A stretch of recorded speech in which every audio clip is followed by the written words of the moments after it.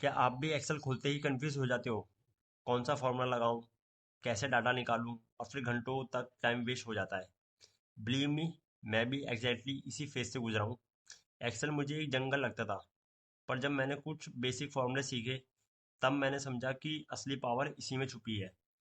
आज के इस वीडियो में मैं आपको दिखाने वाला हूँ 5 ऐसे बेसिक फॉर्मूला जो आपको डेली वर्क में एकदम प्रो बना देंगे। और सबसे बड़ी बात, आप इन्हें अभी सीख के तुरंत यूज कर पाओगे। तो चलिए शुरू करते हैं अपनी एक्सेल के वो 5 बेसिक फार्मूला, जिसकी मदद से आप अपनी प्रोडक्टिविटी भी बढ़ा पाओगे और अपने काम की स्पीड भी बढ़ा पाओगे। दोस्तों, आप देख सकते हैं यहाँ पे कुछ डाटा है जिसमें स्टूडेंट के नाम है और उनके सब्जेक्ट हैं और यहाँ पे नंबर लिखे हैं। अब ये जो डाटा मैंने बनाया है ये अपने प्रैक्टिस करने के लिए मैंने ये डाटा बनाया है। अगर आप मैन्युअली ये डाटा बनाते हैं तो कम से कम आपको 15 से 20 मिनट लग जाएंगे, क्योंकि आपको यहाँ पे स्टूडेंट के नाम भी लिखने होंगे और उनके सब्जेक्ट भी लिखने होंगे। प्लस आपको क्या करना पड़ेगा, बार बार एक नंबर को यहाँ पे लिखना पड़ेगा मैनुअली, जो कि अलग नंबर है।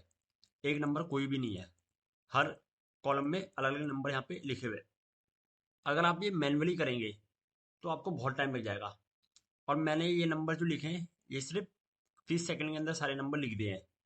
तो वो 30 सेकंड के अंदर मैंने ये नंबर कैसे लिखे हैं और कैसे ये एक डमी डाटा बनाया है वो मैं आपको सिखाने वाला हूँ। तो चलिए देखते हैं ये नंबर कैसे लिख सकते हैं। सबसे पहले हम क्या करेंगे, इन नंबरों को हटा देते हैं। इनको सिलेक्ट करा और यहाँ से डिलीट कर दिया। यहाँ पे आए, आपको सबसे पहले एक फॉर्मूला लगाना है यहाँ पे। वो फॉर्मूला है रैंड बिटवीन का। तो आपको सबसे पहले यहाँ पे बराबर का निशान लगाना है। बराबर का निशान लगाने के बाद आपको यहाँ पे लिखना है रैंड। तो आप देखेंगे नीचे एक ऑप्शन में रैंड बिटवीन का फॉर्मूला आ जाएगा। आपको टैब दबाना है, फॉर्मूला ओपन हो जाएगा। उसके बाद आपको क्या पूछ रहा है, ये बॉटम, यानी कि जो सबसे कम नंबर आपको चाहिए वो आपको यहाँ पे लिखना है। तो मुझे जैसे सबसे कम नंबर चाहिए है 33। उसके बाद कॉमा। अभी आपसे पूछ रहा है टॉप, यानी कि टॉप नंबर आपको क्या चाहिए। मुझे यहाँ पे टॉप नंबर चाहिए 95। ठीक है। उसके बाद ब्रैकेट को बंद कर देंगे और एंटर दबाएंगे। तो आप देखेंगे यहाँ पे इसने एक रैंडम नंबर लिख के दे दिया। और हम इस नंबर को क्या करेंगे, सब जगह कॉपी कर देंगे ताकि जो फॉर्मूला है वो सब जगह कॉपी हो जाए और वो एक रैंडम नंबर लिख के दे दे। ठीक है। यहाँ पे नंबर ज़्यादा आ गए हैं, इनको डिलीट कर देते हैं। अब आप देखेंगे कि जैसे मैंने डिलीट करा तो नंबर भी चेंज हुए। यहाँ पे पहले 86 था, अब यहाँ पे 60 हो गया। तो अगर आप इन नंबरों को वैल्यू में कन्वर्ट नहीं करेंगे तो क्या होंगे, ये चेंज होते जाएंगे। और इससे आप अगर कोई फॉर्मूला लगाएंगे तो वो भी क्या हो सकता है, फॉर्मूला रिजल्ट बदलता रहेगा। तो हम क्या करेंगे, इन नंबरों को वैल्यू में कन्वर्ट करेंगे। वैल्यू में कन्वर्ट करने के लिए हम सब नंबरों को सिलेक्ट करेंगे यहाँ तक। उसके बाद कंट्रोल सी दबाएंगे। कंट्रोल सी दबाएंगे उसके बाद हम कंट्रोल ऑल्ट वी दबाएंगे। तो क्या होगा, कंट्रोल सी दबाने के बाद हमने जब कंट्रोल ऑल्ट वी दबाया तो पेस्ट स्पेसर ओपन हो गया। उसके बाद हम वैल्यू को सिलेक्ट करेंगे और ओके कर देंगे। अब जो आपके नंबर है ये क्या हो गए, ये वैल्यू में कन्वर्ट हो गए। आप देखेंगे यहाँ से फॉर्मूला भी हट गया। और अब आप अगर कुछ भी कर ले तो ये नंबर क्या होंगे, चेंज नहीं होंगे। तो लैंड बिटवीन फॉर्मूले की मदद से क्या कर सकते हैं आप, एक डमी डाटा को बहुत जल्दी जनरेट कर सकते हैं। ठीक है। और आप प्रैक्टिस कर सकते हैं। तो फॉर्मूला आप सीखने के लिए क्या कर सकते हैं, रैंडम डाटा बना सकते हैं आसानी से और अपनी प्रैक्टिस कर सकते हैं। चलिए देखते हैं नेक्स्ट पार्ट। तो दोस्तों, यहाँ पे हमारे पास कुछ डाटा है। इस डाटा में हमारे पास नंबर्स है। अब हमको इन नंबरों का यहाँ पे क्या निकालना है, स्क्वायर निकालना है, क्यूब निकालना है और स्क्वायर रूट निकालना है। अगर आप ऐसे ही नंबरों का स्क्वायर, क्यूब और स्क्वायर रूट निकालने के लिए कैलकुलेटर का यूज़ करते हैं तो आज के बाद आपको कैलकुलेटर का यूज़ करने की ज़रूरत नहीं है, क्योंकि आपको मैं एक फॉर्मूला बताऊंगा जिससे आप सेकेंडों में क्या कर सकते हैं, स्क्वायर, क्यूब और स्क्वायर रूट निकाल सकते हैं। तो चलिए देखते हैं वो फॉर्मूला क्या है। सबसे पहले हमको यहाँ पे क्या करना है, जिस भी फॉर्मूला लिखने से पहले हमको बराबर का निशान लगाना है। उसके बाद हम यहाँ पे लिखेंगे पावर। पावर लिखने के बाद टैब दबाएंगे, फॉर्मूला ओपन हो जाएगा। उसके बाद हम यहाँ पे ये हमसे पूछ रहा है नंबर्स, तो हम वो सेल सेलेक्ट कर लेंगे जिसका हमको स्क्वायर निकालना है। उसके बाद अब स्क्वायर निकालने के लिए हमको क्या करना पड़ता है, 2 बार मल्टीप्लाई करना पड़ता है। तो हम यहाँ पे लिखेंगे 2। उसके बाद ब्रैकेट को बंद कर देंगे और जैसे ही हम एंटर दबाएंगे तो हमको क्या, यहाँ पे जो ये नंबर है इसका स्क्वायर मिल जाएगा। अब सिंपली हम क्या करेंगे, इस सारे नंबरों को निकालने के लिए हम नीचे तक ड्रैग कर देंगे। कॉपी पेस्ट कर देंगे, जिससे क्या होगा हमारे पे जो भी नंबर यहाँ पे है उनका स्क्वायर निकल के आ जाएगा। अब सेम हमको अगर क्यूब निकालना है तो हम यहाँ पे बराबर का निशान लगाएंगे। बराबर का निशान लगाने के बाद हम यहाँ पे लिखेंगे पावर। उसके बाद टैब दबा के फॉर्मूला ओपन कर लेंगे। उसके बाद सेम सेल सेलेक्ट करेंगे, कॉमा लगाएंगे।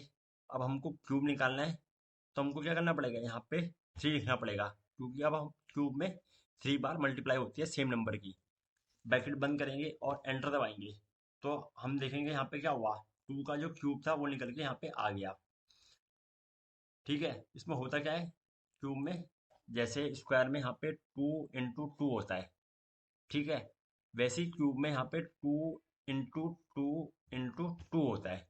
यानी कि 2 × 2 = 4 और 4 × 2 = 8।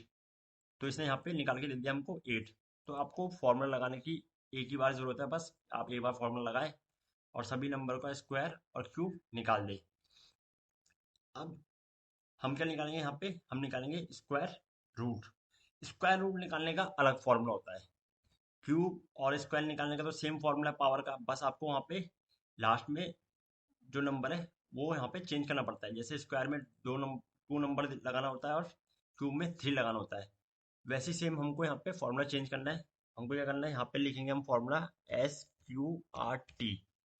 उसके बाद टैब दबा के फॉर्मूला ओपन कर लेंगे। हमको सिंपल यहाँ पे जिस नंबर का स्क्वायर रूट निकालना है उसको सिलेक्ट कर देना है, ब्रैकेट को बंद करना है और एंटर क्लिक कर देना है। जैसे हम एंटर क्लिक करेंगे तो क्या होगा, उस नंबर का स्क्वायर रूट निकल के यहाँ पे आ जाएगा। जैसे 4 का स्क्वायर रूट क्या था, 2 था ये, तो यहाँ पे इसने सेम 2 दे दिया। 9 का स्क्वायर रूट यहाँ पे 3 था, तो उसने यहाँ पे भी 3 लिख के दे दिया। सेम 7 जो 49 का स्क्वायर रूट था, तो इसने 49 का स्क्वायर रूट यहाँ पे निकाला, तो क्या निकला, 7 निकला। तो अब आपको बार बार क्यूब स्क्वायर स्क्वायर रूट करने के लिए कैलकुलेटर की ज़रूरत नहीं है, आप सिंपली एक फॉर्मूला लगाएंगे और ये सारे नंबर्स निकल के आ जाएंगे। चलिए देखते हैं अपनी नेक्स्ट वीडियो। अब दोस्तों देखिए यहाँ पे मेरे पास कुछ डाटा है, जिस डाटा में मंथ है और उनकी सेल है।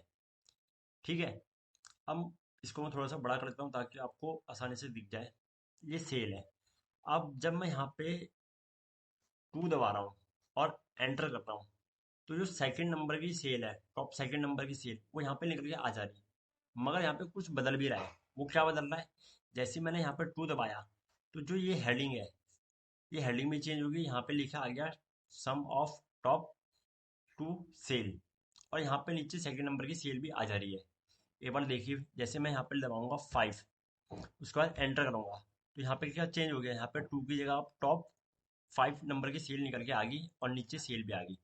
तो ये कैसे चेंज हो रहे हैं, नीचे देखिए, नीचे भी करता हूँ मैं टॉप, तो ये बॉटम से जो 5th नंबर की सेल है वो निकल के यहाँ पे आ गई। अब ये कैसे चेंज हो रहे हैं वो मैं आपको सिखाऊंगा। क्योंकि कई बार होता क्या है कि अगर आपका बॉस आए और बोले भाई जल्दी से मुझे टॉप 5 नंबर की सेल दिखाओ और बॉटम टॉप 5 नंबर की सेल दिखाओ, तो वो कैसे दिखाओगे, है ना। आप यहाँ पे ढूंढोगे, यहाँ पे अब इतनी यहाँ पे सेल है, ये तो चलो छोटा डाटा है, आपके पास बड़ा डाटा होगा तो आप यहाँ पे ढूंढते थोड़ा रहोगे, और ढूंढोगे तो बहुत टाइम चले जाएगा। तो सिंपल से आपको एक फॉर्मूला लगाना है जिससे आप टॉप 5 नंबर की सेल निकाल सकते हो, बॉटम से 5 नंबर की सेल भी आप 5th नंबर की सेल आप निकाल सकते हो। तो हम यहाँ पे क्या करेंगे, यहाँ पे एक फॉर्मूला लगाएंगे। सबसे पहले ये हटा देता हूँ, ये डिलीट करा। उसके बाद बराबर का निशान लगाया।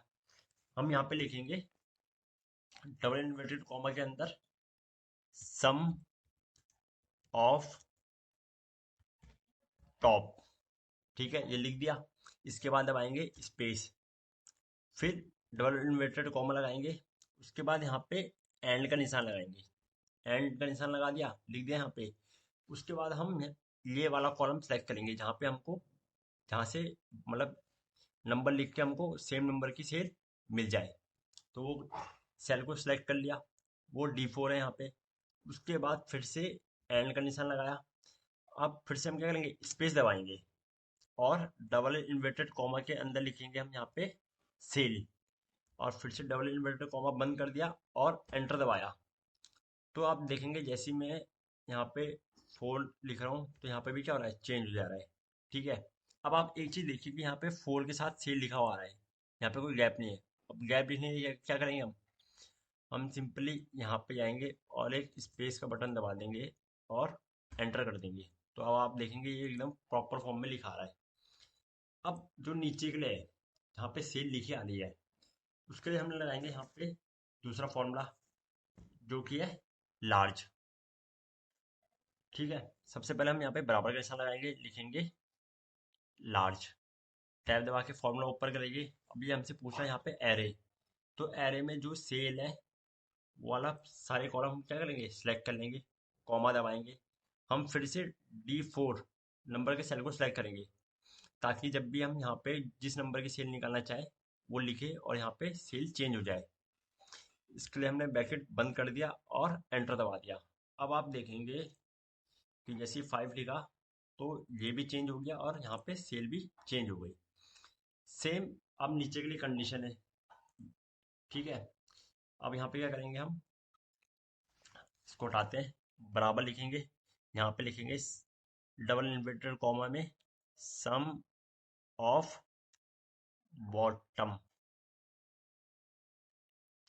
ठीक है, सम ऑफ बॉटम हम आपने लिख दिया। उसके बाद डबल इन्वर्टेड कॉमा लगाएंगे, स्पेस देके डबल इन्वर्टेड कॉमा लगाया। अब एंड का निशान लगाएंगे, एंड का निशान लगाने के बाद ये वाला सिलेक्ट कर लेंगे सेल जिसमें हमको सेल निकालनी है। फिर से एंड का निशान लगाया, उसके बाद स्पेस दबाया और डबल इन्वर्टेड कॉमा, एंड दबाया। उसके बाद स्पेस दबाने के बाद डबल इन्वर्टेड कॉमा के अंदर लिख देंगे हम सेल्स, और डबल इन्वर्टेड कॉमा को हम बंद कर देंगे और एंटर दबाएंगे। तो यहाँ पे सम ऑफ बॉटम 5 से लिखा गया, क्योंकि यहाँ पे 5 लिखा है। जैसे यहाँ पे 4 करूंगा तो 4 लिखा जाएगा। अब यहाँ पे तो ऊपर हमने लार्ज का फॉर्मूला लगाया था, तो हम यहाँ पे लगाएंगे स्मॉल का फॉर्मूला। बराबर का निशान लगाया, उसके बाद लिखा यहाँ पे स्मॉल। उसके बाद टैब दबा के फॉर्मूला ओपन करा। एरे में हम जो ये सेल वाला कॉलम है सब सेलेक्ट कर लेंगे, उसके बाद कॉमा लगाएंगे और ये वाला सेल सेलेक्ट करने के बाद हम क्या करेंगे, ब्रैकेट बंद करके एंटर दबा देंगे। अब जैसे यहाँ पे मैं लिख रहा हूँ 7, तो बॉटम से जो 7 नंबर की सेल है वो निकल के यहाँ पे आ गई। होप है आपको ये फॉर्मूला समझ आ गया होगा। चलिए देखते हैं नेक्स्ट वीडियो, नेक्स्ट फॉर्मूला। अब इस फॉर्मूले में हम सीखेंगे इंसेंटिव निकालना। अब आप सोचो, आपके बॉस है, आपके बॉस आए, उन्होंने बोला कि भाई ये जो डिपार्टमेंट है सारे, ठीक है, इस डिपार्टमेंट में जो शूज का डिपार्टमेंट है, इसी को इंसेंटिव देना है। और किस बेसिस में देना है कि इसकी जो सेल्स है ये 40,000 से ज़्यादा होनी चाहिए। ठीक है, अब आपके पास यहाँ पे दो कंडीशन है। एक तो आपके पास कंडीशन ये है कि डिपार्टमेंट शूज का ही होना चाहिए, दूसरी कंडीशन ये है कि शूज में क्या सेल जो वो है 40,000 से ज़्यादा होनी चाहिए। तो यहाँ पे क्या करेंगे, यहाँ पे कुछ लोग बोलेंगे कि इफ का फॉर्मूला लगेगा, लेकिन यहाँ पे इफ के फॉर्मूले के साथ साथ एंड का फॉर्मूला भी लगेगा। क्यों? अगर हम इफ का फॉर्मूला लगाते हैं, जैसे मैंने यहाँ पे बराबर लिखा, इफ का फॉर्मूला आया, टैब दबाया, फॉर्मूला ओपन हो गया, तो वहाँ पे जो लॉजिक लगाना है वो यहाँ पे हम एक ही लॉजिक लगा पाएंगे। या तो हम डिपार्टमेंट का लगा लेंगे या फिर हम सेल का ही लगा सकते हैं। अगर हमको उससे ज़्यादा लॉजिक लगाना है तो यहाँ पे एंड का फॉर्मूला लगाना पड़ेगा। ठीक है, तो उसके लिए हम क्या करेंगे, यहाँ पे इसके साथ एंड का फॉर्मूला भी ओपन कर लेंगे। ठीक है, अब यहाँ पे हम सिलेक्ट करेंगे कौन सा सबसे पहले, सेल का ये डिपार्टमेंट जो है शूज का, यानी कि C2 कॉलम। ठीक है, बराबर डिपार्टमेंट का कॉलम बराबर होना चाहिए किस चीज़ के लिए, यहाँ पे लिखेंगे हम शूज के लिए, डबल इन्वर्टेड कॉमा में शूज। यानी कि जब ये डिपार्टमेंट चेक करेगा तो यहाँ पे जो शूज लिखे होंगे सिर्फ उन्हीं को चेक करेगा। ठीक है, उसके बाद कॉमा लगाएंगे, फिर हम देखेंगे यहाँ पे सेल्स के लिए, तो हमने दे दिया D2 कॉलम। यानी कि जब ये सेल्स दिखेगा तो इसको यहाँ पे क्या चाहिए, 40,000 से ज़्यादा होनी चाहिए, तो इसलिए यहाँ पे सेल्स का हमने कॉलम को सिलेक्ट कर लिया। उसके बाद बराबर का निशान लगाएंगे और ग्रेटर देन, यानी कि सेल या तो 40,000 से बराबर होनी चाहिए या फिर 40,000 से ज़्यादा होनी चाहिए। तो इसलिए हमने यहाँ पे बराबर और ग्रेटर देन लगाया। अब लिखेंगे यहाँ पे 40,000। ठीक है, ब्रैकेट को बंद कर देंगे, उसके बाद कॉमा लगाएंगे, फिर D2 सेलेक्ट करेंगे, क्योंकि हमको इसका परसेंटेज भी निकालना है इस सेल का, इंटू 10% हम यहाँ पे लिख देंगे। तो ये अपना आप ही 10% निकाल देगा सेल का। उसके बाद कॉमा लगाएंगे, डबल इन्वर्टेड कॉमा में लिख देंगे नो इंसेंटिव। ठीक है, डबल इन्वर्टेड कॉमा बंद कर देंगे, एंटर दबाएंगे। फिर से एंटर दबाएंगे तो यहाँ पे क्या लिखा आ गया, नो इंसेंटिव, यानी कि शूज का डिपार्टमेंट तो है लेकिन सेल 40,000 से कम है इसकी, तो इसने यहाँ पे नो इंसेंटिव लिख के दे दिया। हम यही सिंपल क्या करेंगे, नीचे तक ट्रैक कर देंगे।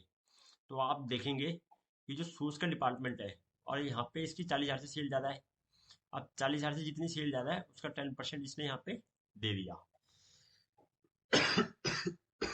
सेम यहाँ पे भी हुआ कि इसकी 62,000 सेल थी, उस हिसाब से इसको 10% इंसेंटिव दे दिया।